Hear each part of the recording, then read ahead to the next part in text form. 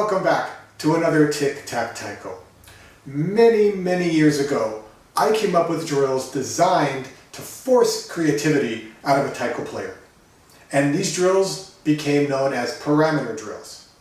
Most taiko soloists, including myself, we have a personal repertoire of movements and patterns that we are really comfortable with, that we're familiar with. These become our go-tos. And from a performance standpoint, these are great.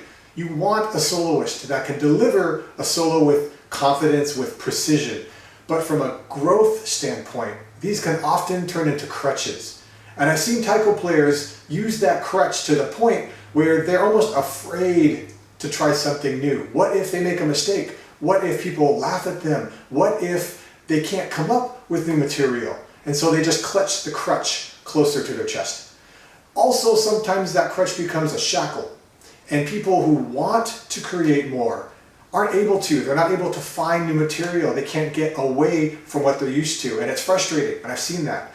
And that's exactly why I created parameter drills. At its core, a parameter drill either says you have to do this or you cannot do that. So let's say you have 8 counts of 8 to solo in. 1, 2, 3, 4, 5, 6, 7, 8, 2, 2, etc. You have that length of a solo, and you can play whatever you want, except you have to, somewhere in your solo, jump 6 times. Not in a row, but you could, but just somewhere. Now, thinking that you have to put these jumps in is going to stretch your creative muscles a little bit. Doing the actual jumping prohibits you from playing just whatever you want to play. So that's an example of a smaller parameter drill. A bigger parameter drill might be the same length of solo, but you can only play a ka. You can only play on the rim of the drum. This is going to drastically change what you can play. You'll be more creative in thinking of stuff that you can do. You're prohibited from stuff you can't do. But whatever you play is pushing you out of your comfort zone, and it's making you more creative. That's the beauty of a parameter drill. So what I'm going to do now is I'm going to do a parameter drill. I hope it's entertaining. I'm going to play one-handed using my left, my non-dominant hand. I'm going to set the timer for about 3 minutes. If I happen to be in a groovy place, I'll keep going, but about 3 minutes. I haven't rehearsed this, I haven't practiced it. Whatever I play is what I'm going to put up, so let's hope I don't make too many mistakes.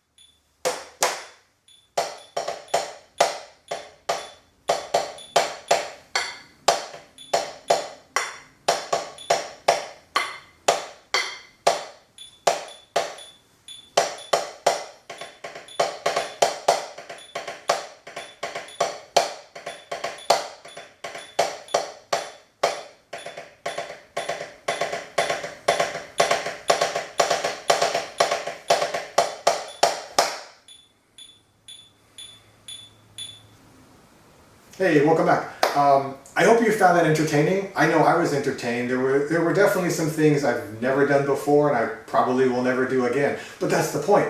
It's not that I'm trying to come up with new moves. Parameter drills are not geared for creating new material. They're geared to help flex your creative muscles.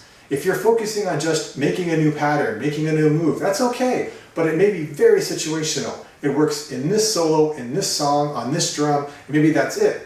But if you're flexing your creative muscle more often, you'll find it works on every solo, every song, regardless of the style. And it even applies outside of Taiko. It's an awesome, awesome skill to have. Also, I think it's worth mentioning, if you haven't played a long solo, like 3 minutes or more, you may not realize how torturous it can be. Depends, but you start the solo, you do some moves, you do some patterns, and then you do them again kind of differently, and then you realize you still got a lot of time left. And this is where boredom might kind of creep in and you feel like you want to stop. But don't. Keep playing. That boredom can become curiosity. And when you have a parameter drill on top, you are guaranteed to come up with new material, new ideas, maybe not things you want to keep, but it's getting the creative juices flowing, the creative muscle pumping. And there's nothing that a parameter drill is good for if not that. Now, before I go, I want to do a little shameless plug and a little extra at the end. I teach a lot of different Taiko workshops. I offer them to the Taiko community. And one of my most favorite ones to teach is the one on soloing and improvisation. A big part of that workshop involves parameter drills, and they're so much fun to do in a group. They level the playing field because it doesn't matter how little or how long you've played Taiko. It's done in a safe environment. Mistakes are part of the fun. And unlike a lot of other drills, when you're waiting your turn, you actually get a lot out of it. You can watch the creativity from your other members, and that will spark creativity in yourself.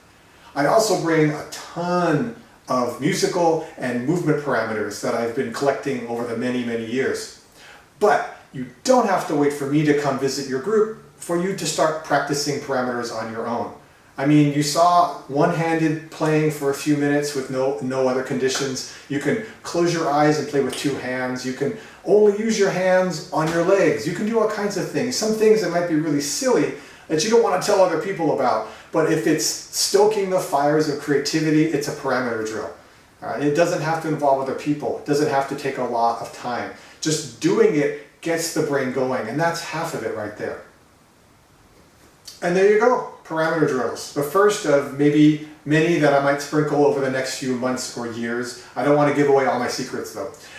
So if you like this video, let me know with a thumbs up. If you tried this parameter, if you thought of other parameters, or if you have a parameter you'd like to see me do, not saying I will, but if you still want to suggest one, let me know in the comment section below. And we all know 2020's not been a great year, but if you subscribe, things will look better. Why? Because of reasons. So, until next time, keep practicing and do well.